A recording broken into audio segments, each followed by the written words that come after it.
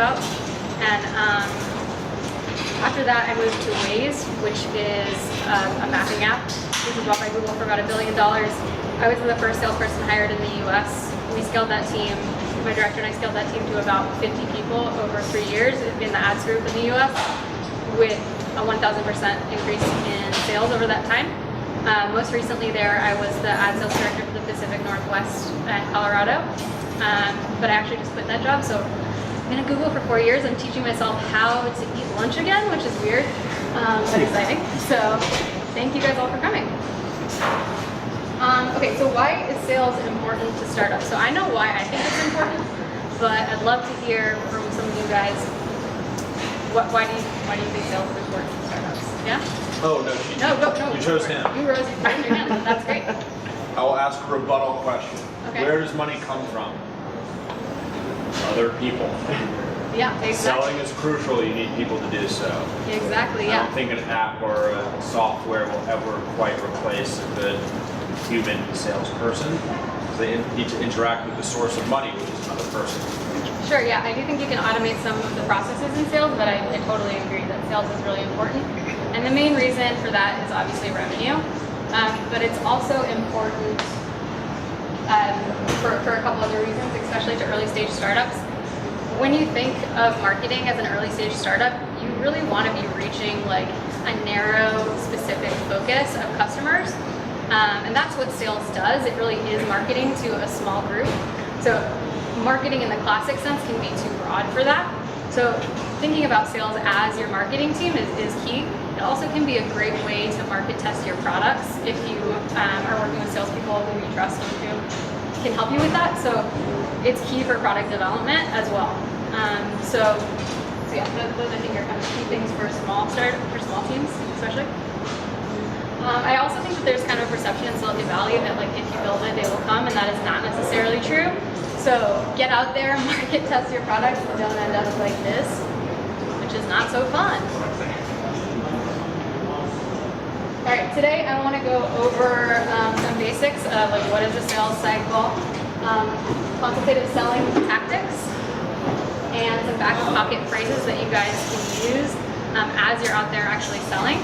And then move along to some information about hiring. So what to look for in your first sales hire, the kinds of things that they're going to be doing, and a little bit of information about scaling your team, your sales team, with a data-driven mindset, which I think is really important.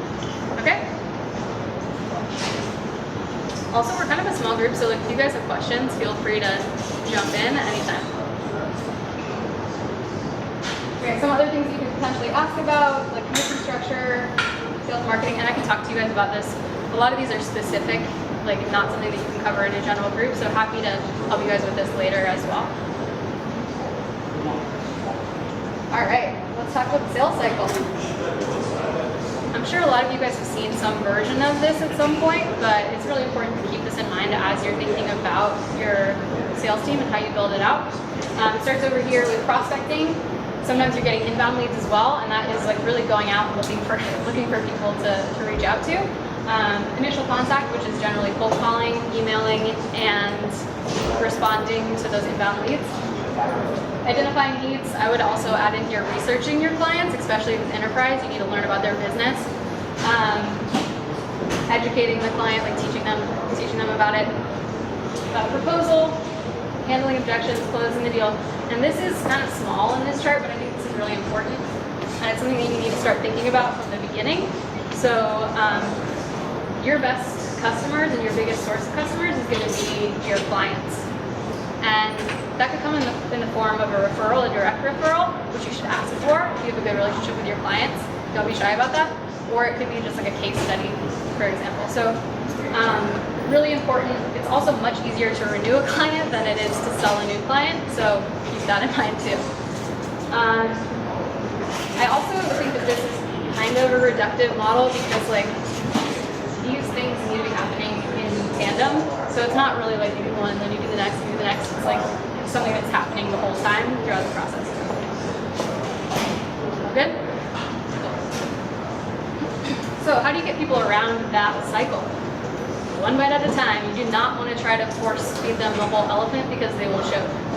So So you don't walk up to someone and say, hey, do you want to buy my software? It's $1 million. They're going to say no.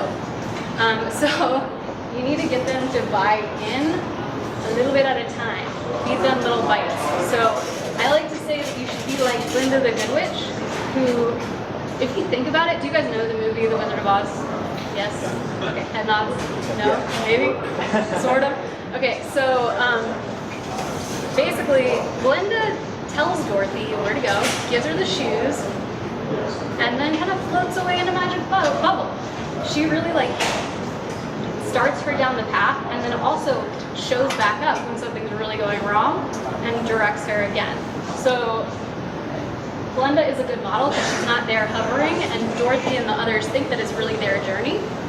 But at the end of the day, Glenda is behind the scenes as the puppet master, right? So that's what you want to be in sales. Throughout the sales process, leads can always fall off at any time, so it's important to try to get them to buy in at each phase with little affirmations. These could be like as simple as getting them to give you meeting times, right? That is buy-in. During the next phase, after you've had a demo, you could ask them specific questions, and if they answer that, that's really good. After that, as you're going into the proposal phase, they could have some other deliverables. A good example for that is like at Waze, I would often ask for a list of their store locations because then I could measure inventory for them based on those locations. That's really useful for me, and it also is a deliverable to them after that because I can put together a better proposal. But if they're sending me their store locations like that, that's good buy-in. So that's going to vary, obviously, but and that continues all the way down until you close the deal. So don't try to get people there all at once, just like, you know, little tiny pieces until it happens naturally.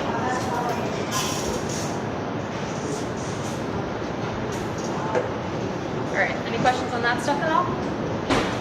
Yes? In your experience, was it important to get 4 or 5 or 6 members of your potential client like involved in the conversation? Because I'd always been taught that in software, and I would sell hardware, but it was like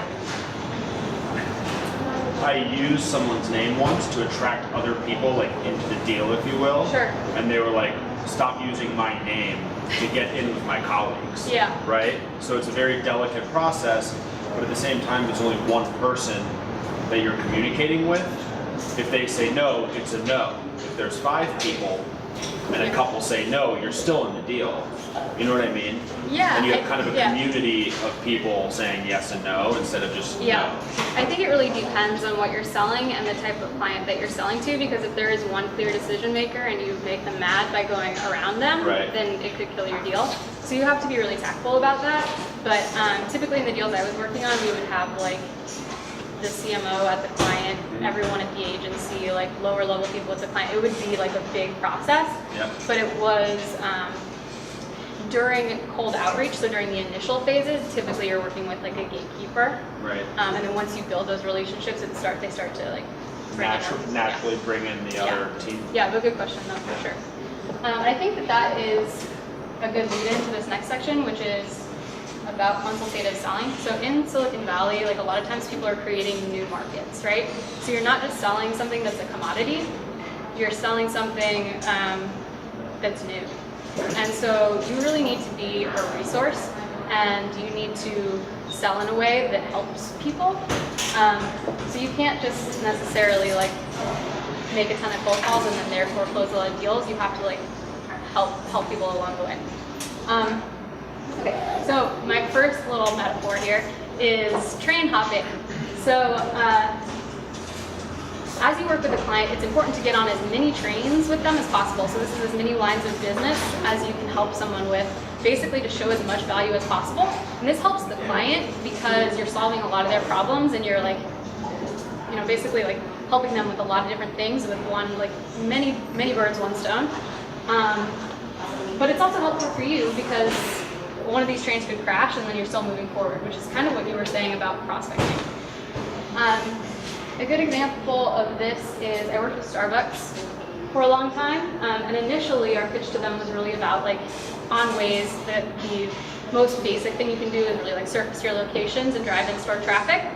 We led with that. It got us meetings, but we really tried to like diversify the types of problems that we could help them with, the types of campaigns that we could be on.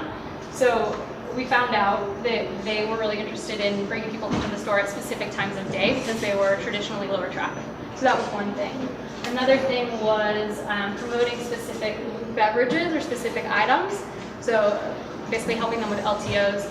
And another thing which was surprising was actually helping them with consumer packaged goods. And the only reason that this happened is because I brought in a bunch of really broad case studies instead of like pigeonholing them into like this one bring people to the coffee shop category, right? So we presented a case study on CPG and they were like, oh, well, that's something that we need too. So we were able to actually work with them across all these lines of business because we really spent the time to talk to them about different things instead of just like being laser focused on the one thing. Does that make sense to everyone? It's really simple, but like not everyone takes the time to do it. So it's just like a reminder, a good reminder. Now, what's an LTO? Limited time offer. Yeah. Did you ever find that in doing that you ended up overselling and caused like stretch too broad and didn't execute on either any of the different lines? I think that could happen. So, in advertising, it's maybe a little easier because it's kind of like one product that you're using in a lot of different ways. But that's part of it too, is like you can't overpromise. Like you have to be someone that they trust. So if you can't execute, like don't do it. Actually, on sale. Yeah, I guess that's my question. Yeah, so part of the consultative sale is really like a lot of conversations with people, especially at the enterprise level. Like you're not, if I get an RFP for one thing, I'm not gonna like pitch other things on it. I'm gonna fill out a proposal for that campaign. But because you're really developing a relationship with the client and you're talking to them about more than just a campaign, you're talking like about their overall marketing goals, like even their broader business goals, you're able to have those conversations in a more organic way. And when it gets executional, like I totally agree, you should not be like talking about CPG if they're talking about driving people in store at a specific time of day. Like, that's definitely true. Yeah.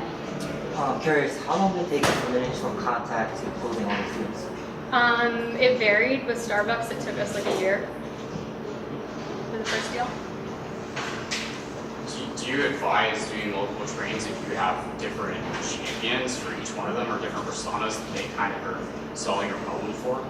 Yeah, I think like anytime you can get more involved with the business, you should. Yeah. Okay. Yeah, I just think it could be confusing to some degree, like having different champions in an organization. Like, well, this sells a marketers piece versus this sells a product. Right, more stakeholders to Yeah, navigate. it could get a little confusing of like, I mean, it's worth a shot, but that's my brain thought. Yeah, I mean, so like in your case, for example, like I could see a marketing team wanting to test applications, and I could also see like the product team wanting to test applications, right? So I don't think there's anything wrong with that if you handle it well and you're like transparent with both teams. Like ideally, there's one person who's like your contact day to day, but I don't necessarily think there's anything wrong with that as long as it's true value for both teams. And it's clear who's going to be negotiating the contract. Yeah. That's where it gets tricky. Yeah, but like just ask. Like, I think people really, purchasing teams really appreciate it when you just are upfront and say like, hey, we're also talking to them. Like, should we work with both of you on pricing, or like, should we work on a co-contract? Like, they'll appreciate that for sure. Any other questions right now? Yeah. So say you've you've built up credibility. You've done everything where you've shown them everything. You feel like you're about to solve the problem. And then say someone just goes completely dark. How much following up? Too much following. What types of channels do you use? Because I mean, yeah, this happens to Never too much follow-up. And like Yes and no. Yeah. I mean, so you don't want to do it in like a creepy way. yeah, so part of this is, you don't want to be creepy, but part of this is like to really become, and that's kind of leads into the next section here, is really to become like a trusted resource so that they tell you why they've gone silent. Okay. And if you're doing that well, then there shouldn't be many that just really truly go silent. Okay. That said, like sometimes it will still happen. Usually they will resurface if you've been doing this well at some point, and they'll explain. And then you act like it was never a bad thing, and you move along, and it's great. But if you're not there in your relationship and that happens, like sometimes a good tactic that you can use is like say, hey, like I'm doing forecasting for my manager, like it seems like we're not moving forward with this, like can I like get confirmation on that? Okay. Right? Yeah, no, that makes sense. Yeah. Or like if we are, like has the time changed, you know? So just like ask, and people understand, like especially if you say like there's someone looking over your shoulder, like they respond to that generally. Okay. So that's not. Yeah, sure, that makes sense. Okay, so this next section here is all about objections, which are really important to the sales process. Can anyone guess why I love getting objections? Because you know what they're concerned about, you need to overcome to get the sale. Right, like you can't, exactly. You cannot overcome objections unless you know what they are, and people then will just go dark. So how do you get them to tell you what their issues are? You have to become a trusted resource. There are a few ways that you can do this. One is to really know your industry. So be smart about what you're talking about. A good example of this is I work with Taco Bell. When Pokemon Go was like a big craze, that was sort of similar to us. Like it was location-based advertising and kind of driving in-store traffic for brands. They've actually sent me an email asking me like what I thought about it and how they could leverage that, like not necessarily on waste, right? So they saw me as a resource and as a thought leader in the industry, and a source that they trusted. Does that make sense? Okay. So other ways to do that are just to be really nice, like be friendly. It goes a long way. People want to work with people that they like. Be responsive. Purchasing teams have a lot on their plate. I've worked with a couple startups who have questioned that, like, oh, don't you want to like generate a sense of scarcity? No, you don't. You want to respond, and if you need more time to respond because you're busy, you respond and say, confirming receipt, I'll get back to you in the next 2 days. Is that time you work for you? Sometimes people will buy things, purchasing teams will buy things because it's easier to work with that team. It's easier to buy it than it is to work with you, even if you have a better solution. So like, be the easiest person to work with and take care of as much as you can for them. Like, do not add stress to their lives. Does that make sense? What if that comes at a cost to your like customer success team or support team? Like you don't have enough resources. Yeah. I think you always have enough resources to say, hey, thanks for the email, I'll get back to you. Oh, totally. Yeah. I guess I was thinking more like they're asking for terms that maybe you don't honor with other customers, or extra support, or Yeah, no, I mean, saying no is something we're going to talk about in a second here, but like, yeah, absolutely. That to me is less about like the customer service part of sales, which is kind of what I'm talking about here, and more about like the actual terms of the deal. yeah, I Right. guess I was just saying make it easy to buy. Yeah. Make it easy to buy, like maybe they have policies with their finance team, or we don't Yeah. do any deals that are shorter than net Yeah. 45 and X, Yeah. Y, and Z, and so. Yeah, okay, well, actually, let me give you an example. So, working with Denny's, did an annual, like a test program with them, and then we were working towards a big deal for the next year. Through that whole first test year, we were like very involved with them, like working with them, like kind of above and beyond the value of that test contract, because we knew that there was a lot of opportunity there. And through that, we learned that they were going to be wanting to like do localized campaigns on top of the national campaign. So like buying more media in LA to service their stores more often there, and same thing in San Francisco, something like that, right? So they needed individual contracts for each one of those deals, which is, and billing, which is not something that we would typically do because it takes a ton of work. We found that out only because before the RFP process, I knew that local was going to be a thing for them. So I put together 2 different like plans for them, sent it to them and said, hey, can we have a meeting to go over different ways that we could structure a local and national program next year? They said, yeah. We sat down and like found that out, that they needed it to be structured that way. So I was able to go back to my team and work out a scenario where that was okay, which was a certain dollar amount on the national deal, right? So for X million dollars at this level, it unlocks this service, like an SLA, a service level agreement. And then when we eventually got the RFP, we were able to provide a solution that like we already knew worked for them. Obviously there are other objections, but like that was a big one, and like the structure of it made sense, right? So it's really about like getting in front of things like that. Any more questions? All right, there's the next example. Exciting. Okay, so just to reiterate this, like I think it's really important, and not everybody does it. Ben, who is an awesome mentor and an awesome salesperson, was the top seller at Wildfire, and now he's a head of industry at Google. This is one of the first things he taught me, and it was my first sales job. And I think it's really a common trait among all good salespeople. Okay, so left 3 more tips before we move into kind of hiring. Number 1 is no. So don't say it a lot if you can. Try to say yes. But it's kind of like the Expelliarmus of the sales arsenal. Like it's gonna really disarm people when you say it. Harry Potter reference. Okay, so if you use it well, like it can be really powerful. It can actually close the deal. And frankly, like just explain yourself if you have to say no. Like if someone comes to me and says, yeah, that was a $3 million proposal, we have $250,000, we'd like to do it, but scaled back, I'm gonna say no, because they're not gonna get like a good test out of that. It won't be the value that they need. And I'm gonna explain to them why. And oftentimes they'll come back and say, okay, like how about $1 million? So saying no effectively, both to protect your team's resources, like you were saying, and to move a deal in the right direction is really powerful. Keep it simple, so people never know as much as you think that they know, ever. So review things, restate things, and summarize things. Tell them why everything is important to them in a really clear way. Yeah, it's just, I did this today for you guys with the sales cycle, right? I said like, you guys already probably know this, but then I told you it anyway. So that's a good way to do it too, because like it helps people's egos.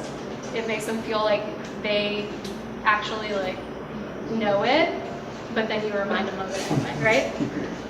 Okay, so flip the script. And this is like kind of that big blender concept again. This is to get people to buy in. My favorite way to do this is through like summary emails at the end of like your first conversation. I could talk about summary emails for an hour, but the main point is like the notes section. So I always include a notes section, and notes seems like it is exposition, like it seems like it doesn't have a bias, but it does, right? So that is your chance to reshape how they remember the meeting. And basically what you're gonna do is restate your value prop, but in the context of what you've learned through all that discovery in that meeting. You are going to say things like, I loved your idea about, so that it like becomes their idea. And just like also just keep it really simple and remind them of the things that you want them to remember. Use a lot of positive affirmations in the way that you talk to people. And ask leading questions like a lawyer. So like get them to answer instead of telling them what they need. Okay? Any questions about this stuff? How in depth are those notes? It depends. I try to keep them short because otherwise people won't read them. But like it would help them with it, but you know you can't, you know? So then you want to focus them back on what you were talking about before. This is really a great tool. An example of this that we used is like Waze doesn't have a lot of third-party targeting integrations, which is very common in advertising. So people would start to talk about that, and we would say, like, yes, that's great. We can't do it because of privacy. Important thing to focus on is the targeting that we do have, right? So, super powerful things to keep in mind. It helps you control meetings. Be nice. I use this in emails a lot. I would be grateful if you would please. And this is like, you know, someone said that they would send you something and they haven't done it. Basically, it's a nice tone and it comes across well and it tends to get people to do things. Good one. All right, so we're gonna move now into hiring. Do you guys have any more questions about like selling tactics or anything like that? No? Okay, cool. So hiring. I want to start actually talking about like the first sales hire on a small team and the different things that that person will do for your team. And then we'll move into some qualities that I think are like general to like all good salespeople, and then talk a little bit about structuring a team in a data, like using data to hire well, essentially. Okay, so can anybody tell me what some of the things that your first like VP of sales or whatever title it is would do for your team?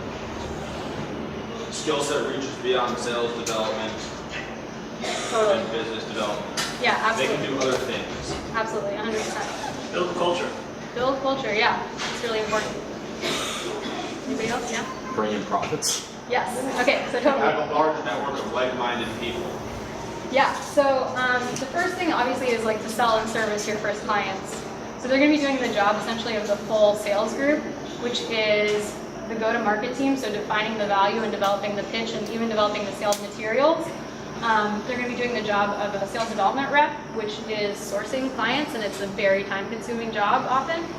They are going to be closing deals, the account executive job, and then they're going to be servicing clients as well, like an account manager. So that's a lot in just one column. Hiring and scaling. So as Eric says, like team culture. Your sales team is probably going to be one of the largest teams in the organization. And this person, if not the head of that team eventually, will be really key to how it develops and the culture that develops on that team. So it needs to be someone that you like and that you think has morals that line up with what you're looking for, right? That I cannot understate that. I've seen that go both ways, and it's like really important. They're also going to define how the team is structured in a more tactical way. Like, are we going to have sales development reps? Are we going to have account managers? Are people going to be in market, or are they going to be, selling from a centralized location? All that kind of stuff, like commission structure. They're also going to obviously source and actually interview salespeople. So to do this, I think you need to be like kind of analytical and also have good instincts. And we'll talk about how you can do that in an analytical way in a second. And lastly here, they're going to be an executive on your team. So they need to be able to work cross-functionally. They need to speak on behalf of the team. So send them to conferences, and it has to be someone you're comfortable with being the voice of your team. They need to be a thought leader in the space or have the capacity to do that.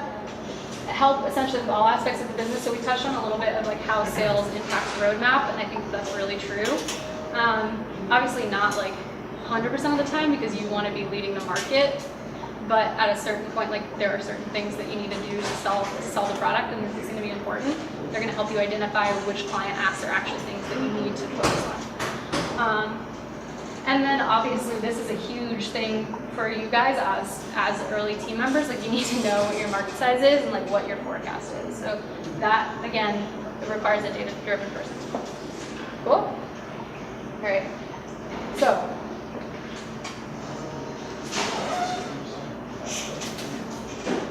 this is 5 qualities that you can look for in a salesperson. The qualities that make someone successful on your team are going to be different than the qualities that make someone successful on any other team. And we'll talk about how you can discover those in a second. But I do believe that these are pretty applicable across the board in tech, especially in a consultative sale. So coachability is the ability to absorb and apply coaching. You can interview for that through role play. So a role play cold call, essentially. And you want to see like what their own self-critique is, and then also how they take your feedback, right? So if you give them specific feedback, are they able to then apply that and improve in the second call? Curiosity. So this in the interview, I think, starts at the door. If they're asking questions about you, they ask about your day, they ask about where you're from, what you ate for lunch, like whatever. Are they a curious person? But also in the role play, are they asking questions and not just like, hi, this is Natalie. I work at Wildfire. I saw that you signed up for something. Like, we have software that can help you. Do you want a meeting? Like, so they're not just regurgitating the value prop and asking for a meeting. They're saying, hey, I saw you signed up for more information about Facebook marketing. What were you interested in learning about? Like, and then you move the person along that way, right? So that is huge. Intelligence. So I would argue that for something that's a little bit more commodified, this and work ethic would switch levels of importance. if you're creating a market, it's much more important here, but if it's already like, maybe like ad tech or something like where people understand what they're buying, then work ethic is gonna be a little more important. Okay, so intelligence is like, it's a little hard to measure, but you can give people materials after a screening call and then ask them questions about it. Basically, like, do they absorb it and can they communicate it to you again? Work ethic. So for the first hire, this is harder because you want someone who's like a little bit higher level. So you can really look at like how they move you along the interview process. Like, do they deliver you things on time? What are they like? Are you having to remind them of things like that kind of thing? But for later sales hires, you can really ask about how they structure their day. Like, how many calls do they make? When do they make them? Do they have a process? And then prior success. So it's really easy to measure. You ask them how big the team was. You ask them what number salesperson they were. And then you ask if you can confirm that with their references. So generally, I think it's good. I've noticed that the top 10% of reps are like a different quality than people below that generally. Okay, any questions about this? Yeah? How transferable do you think sales reps are between like an enterprise sales situation and a consumer sales, or something that's a shorter sales cycle versus like something that might be out of 1 to 2 year sales cycle? Yeah, I think a good salesperson can learn both. I think there'll probably be a learning curve if like the type of sale is different, but I do think that they're pretty transferable. I mean, if it's like a vastly different industry, that could be an issue, but I don't think that industry experience would be in the top 5 qualities that I would look for. I might put it in the top 10. And that's actually kind of leads into the next point, which is that you need to customize the hiring process for your situation. So if industry experience is something that's important to you guys, like put that in your model. So the way that you develop this model, let me back up, sorry. To have a successful sales team and to scale it quickly, you need to hire the same type of successful people time and time again, right? So how do you do that? Not so easy. I've been on 2 teams, one of them did this and one of them didn't. The one that didn't, it still worked out because the people had good instincts, but there were a couple times where mistakes were made later, and I think that, like, especially as we started to grow more, and I think that those could have been avoided with a more data-driven process. So first of all, define what characteristics predict success for you. Probably like 10 characteristics is the examples that I've seen used and that I've used. Create a ranking system and like define what each of those mean, essentially, like very clearly, and then be really disciplined about implementing it. So rank everyone that you interview. And then do a regression analysis. So look back, depending on your sales cycle, it could be 6 months later or 18 months later, and figure out what qualities were important and which ones were negatively correlated to success. And then also look at other qualities that you noticed in those successful salespeople and add them into your model. This is probably going to be always changing, right? Because like the first 5 salespeople, there might be certain things that you need that aren't necessarily needed in the 500th salesperson. But yeah, keep iterating on this and be disciplined about it, because I think it can help you.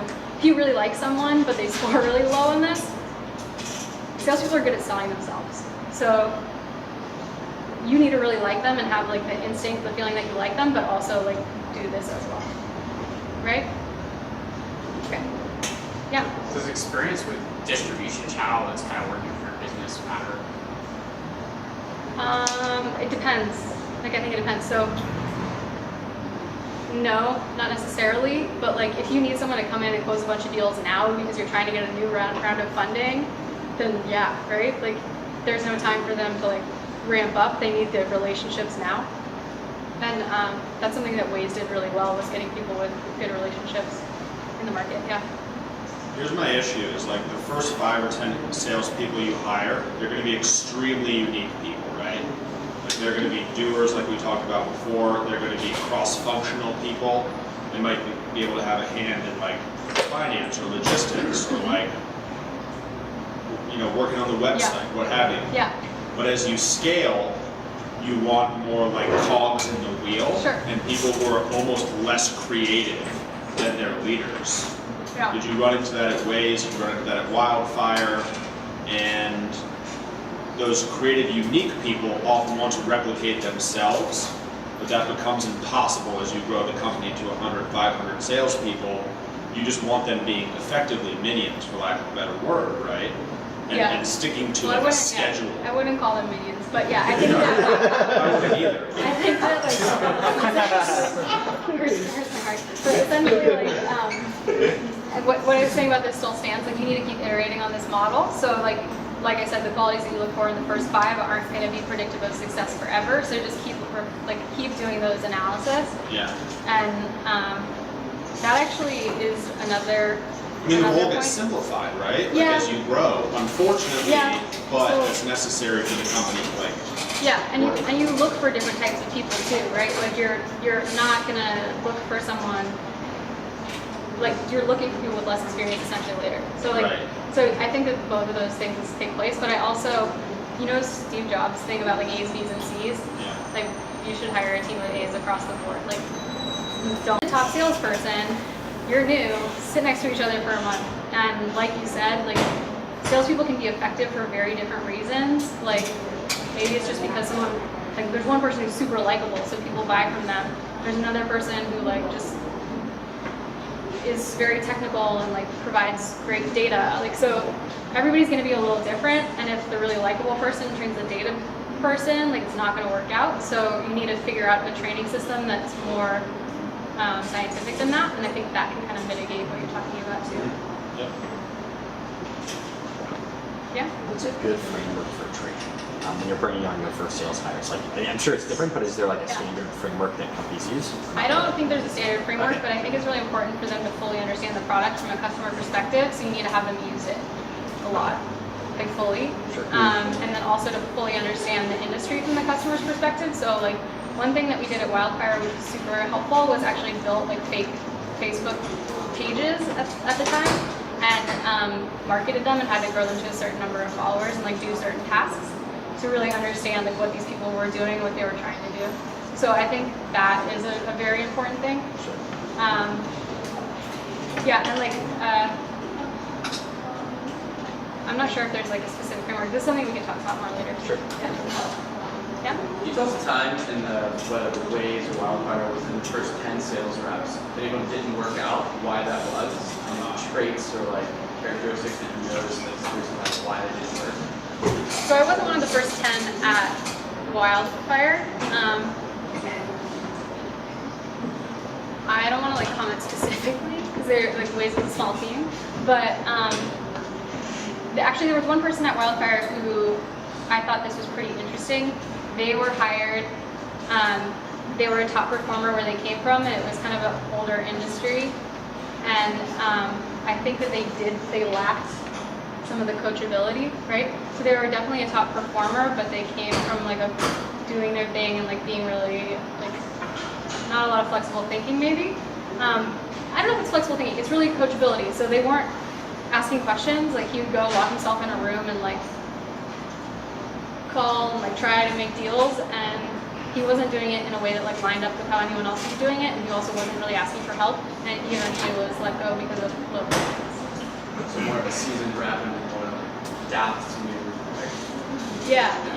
I mean, that's not to say that like experience is a bad thing, 'cause I don't think it is. I think it's actually like prior success is like a really important thing. I just think that coachability is more important. Yeah? Okay. Okay, so this is an example from actually HubSpot. Have you guys read Mark Roberts, who was the head of this company, or the head of revenue of this company, wrote an amazing sales book. So if you're going to read one, it's a great one to read, especially if you're doing software or B2B. This is an example of their interview scorecard, and this is an example of their regression analysis. I think the qualities that were negatively correlated are interesting, like certain things that you would kind of associate with like a salesperson, like a car salesman, were actually negatively correlated to success in more of a consultative sales model. So. These are from like after they're ramped up, right? Yeah, so I think that in his case he said it was 18 months after, but I think it depends on your ramp cycle, right? So like if it takes 6 months for someone to be fully ramped, then you can can look at it after the 7th month, but keep looking at it. I think it often takes a little longer than you think for someone to be fully ramped. Like they may hit their goal after 6 months, but like you don't know if they're really going to overperform until like a year in. Can you explain the bottom one? That's Closing ability. I'm not sure exactly what he meant by that. So you have to define these yourself. I'm guessing that it was like either from a role play or closing the job, like asking for the job. oh, okay. You know what I mean? Like, Yeah. so this is great. I'd like to move forward. Like, are you interested in making an offer? Right. Yeah. Okay. Sorry, Yeah. I'm also curious what needs identification might be. I'm guessing that it's identifying the needs of a client in a role play. So like asking the right questions in a role play. Yeah. I'm not sure though. So again, like this is like his list of qualities, and you need to come up with your own. I think one that's really interesting is voice quality. Like, I guess that's really important if you're doing a lot of phone sales. How do you know you're the good one? I don't know. That's How do I get better? tough. Video record yourself and then like blind send it to Reddit or something. Do I have a nice voice? Ask the internet. No, don't do that. Yeah. So actually, voice quality is interesting. I've noticed that. I've noticed this in myself and in some other people is that I mirror the people that I'm talking to, and like almost to the point of like putting on a little bit of an accent if they have an accent, which is weird. Yeah. All right. So summarizing, sales is important, and consultative selling. Be Glenda the Good Witch. Always train hop. So basically, just be a trusted resource and try to help your client as much as possible. Sales hiring is quantifiable and should be data-driven. It's great because you can actually look at numbers, right? So like, it's not qualitative. Are they a success or not? And I think these qualities are ones that I've seen work out across the board. Anybody have any questions? Yeah? I thought it'd be easy to just research, but comp plans, quota, it's so variable. Yeah. How would you say SMB mid-market, like? So that's definitely something that your first sales hire should help you figure out, and it's really going to vary by market. One thing that by product. One thing that I would say is in a startup, you kind of want to set your quotas low because you're probably paying people a really low base, right? So it's better to incentivize them to bring in more revenue with a higher commission. And there's kind of two ways you can do that. One is like paying people on bookings. So if I book a 12-month campaign or a 12-month contract, you can pay me when I book it, which means that you're really aiming to increase bookings. But if you're a more sustainable business and you're further down the road, then maybe you actually like pay on when the client pays, which is more common.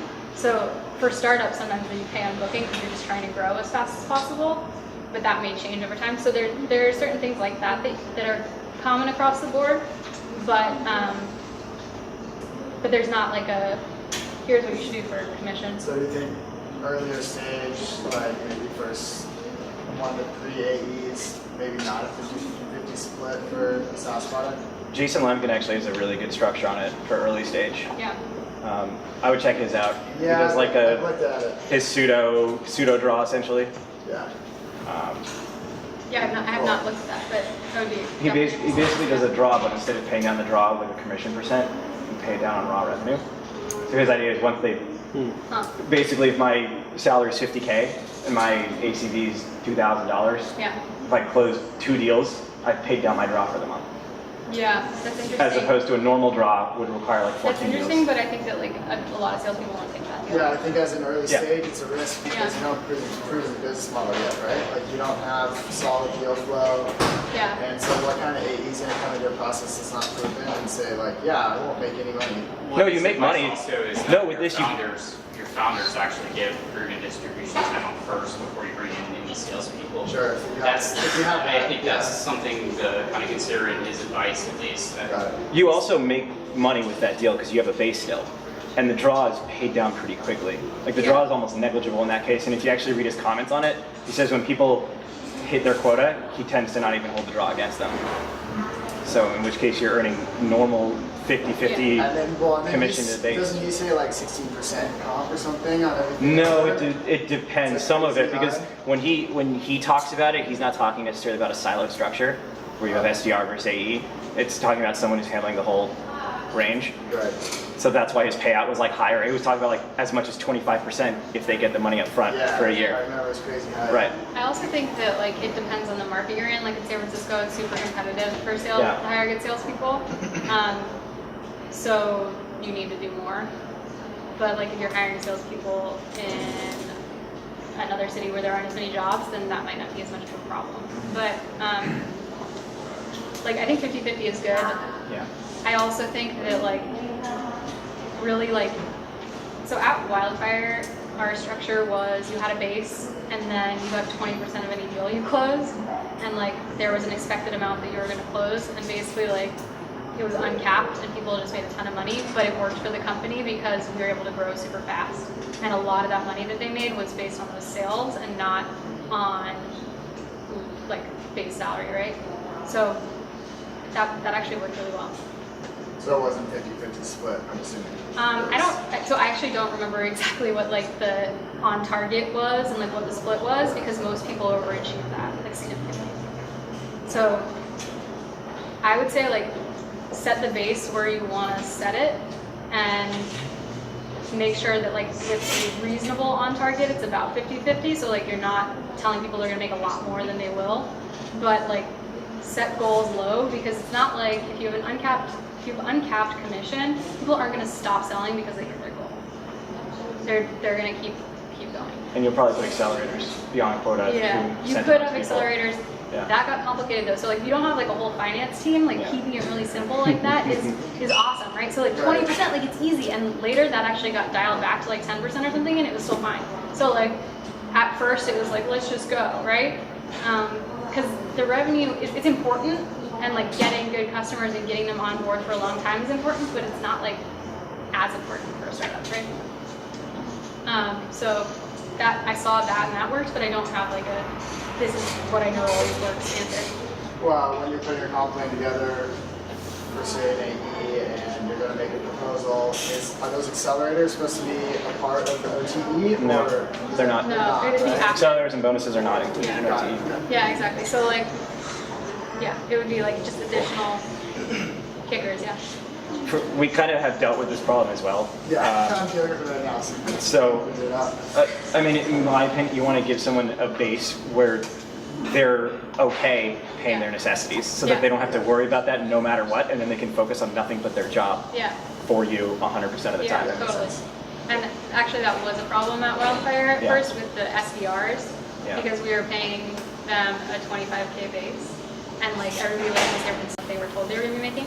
So I actually went in and was like, you guys, like, this isn't working, and they changed the whole structure. So like, pay people like enough to pay the rent for sure. What was your question?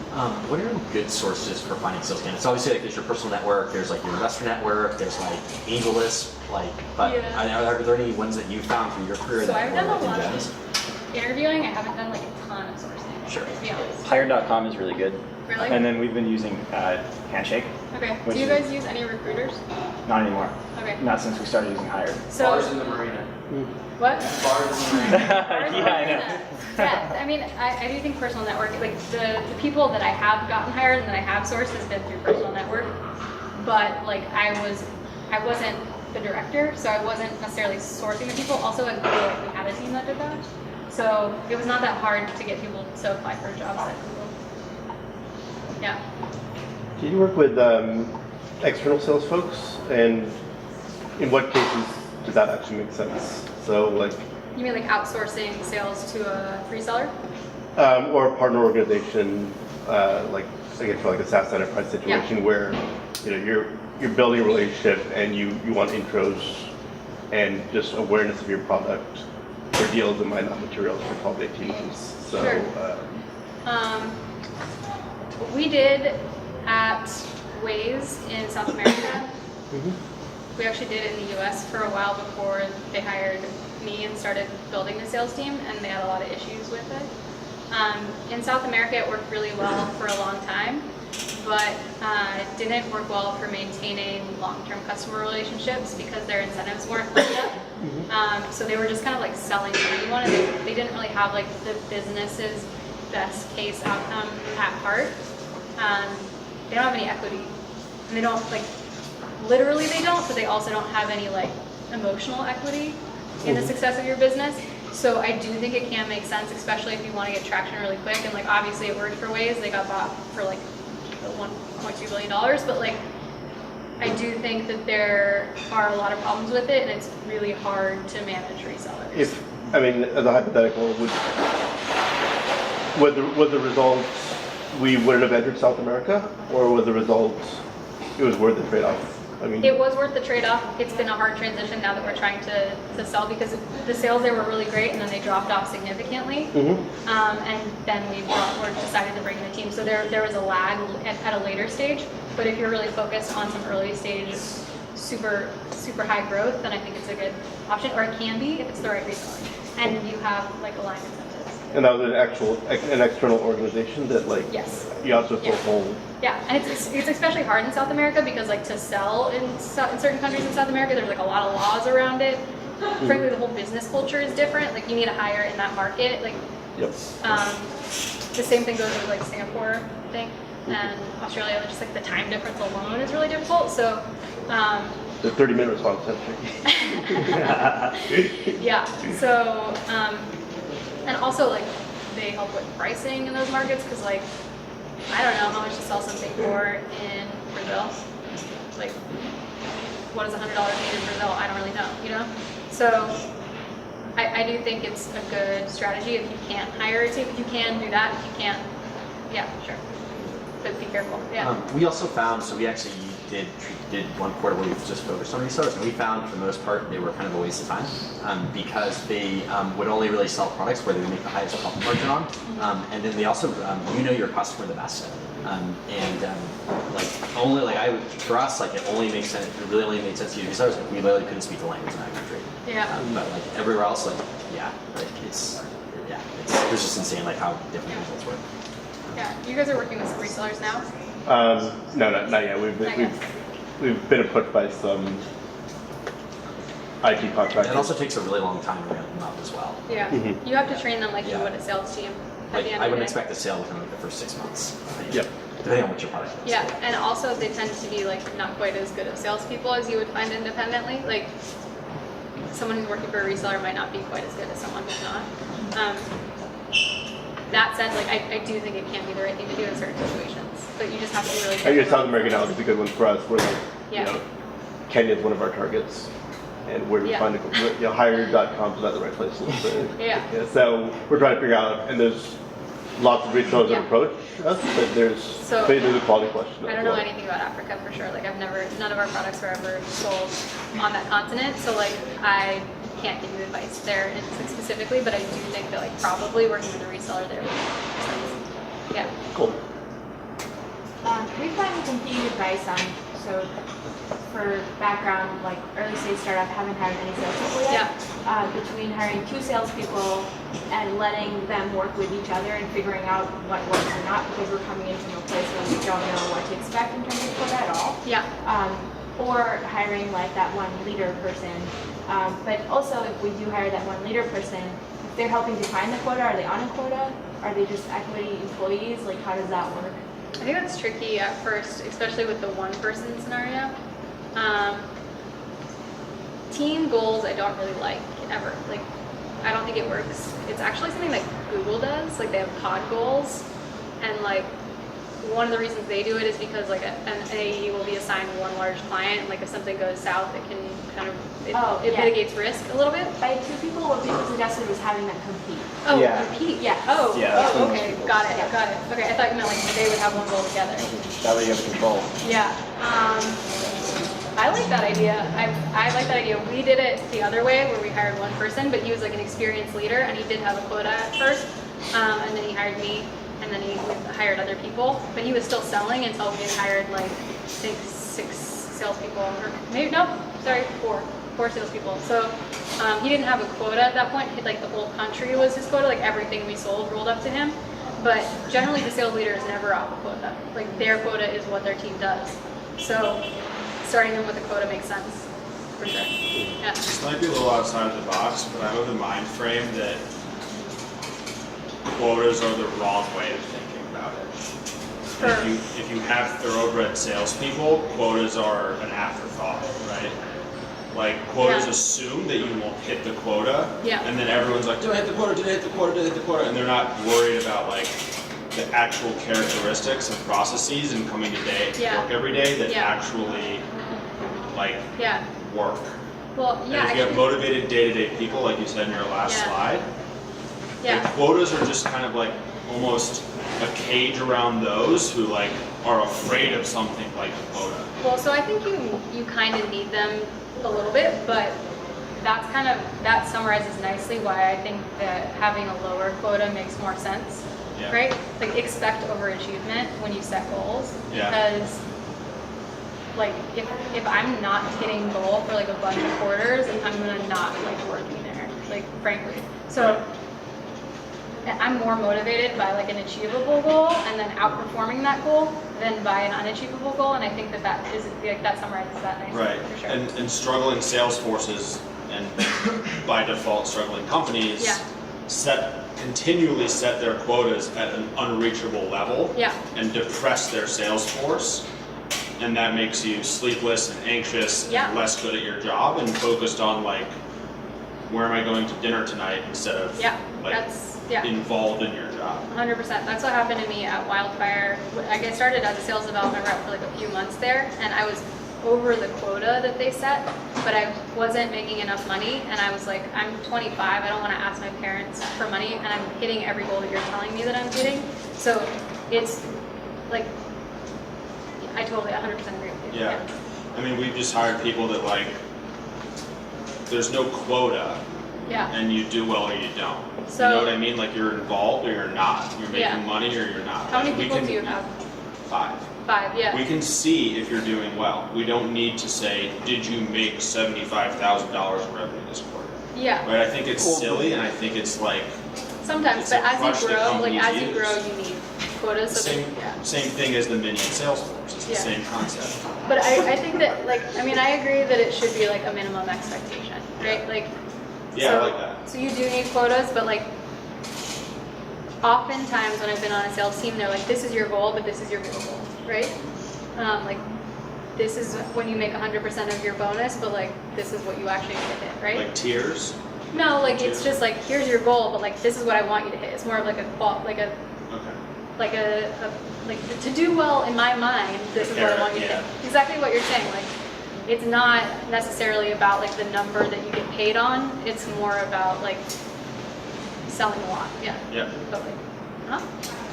So when you think about setting a sales team's quarterly OKR, I mean the most obvious one seems to me to be something that's related to quota or stages in whatever CRM platform you're using. But beyond that, what are other kind of things you would think about, other goals that all have to do with selling effectively, but aren't directly related to quota? Maybe it's around training, or I don't know.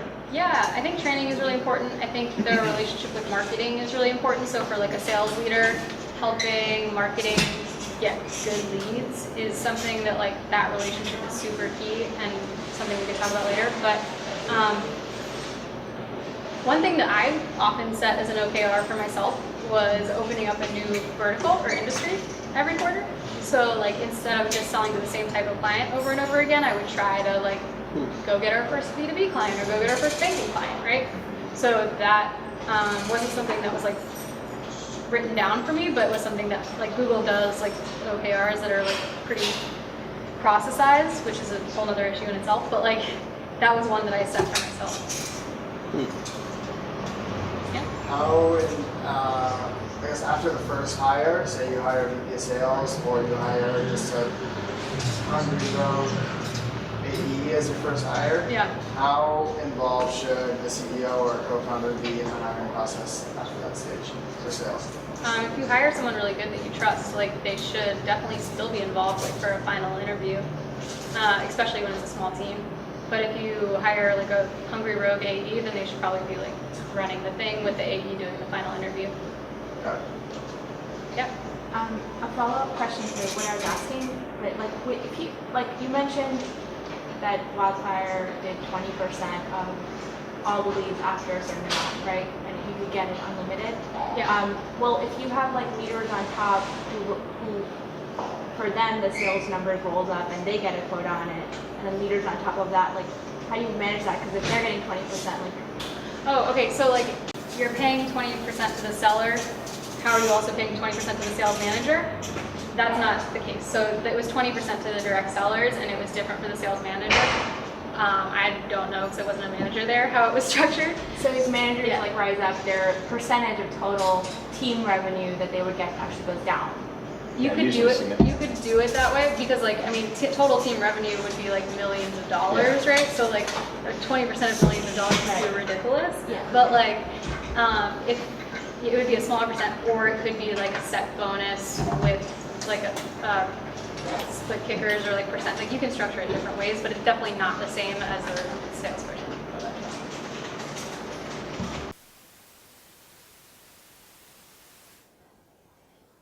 Early on.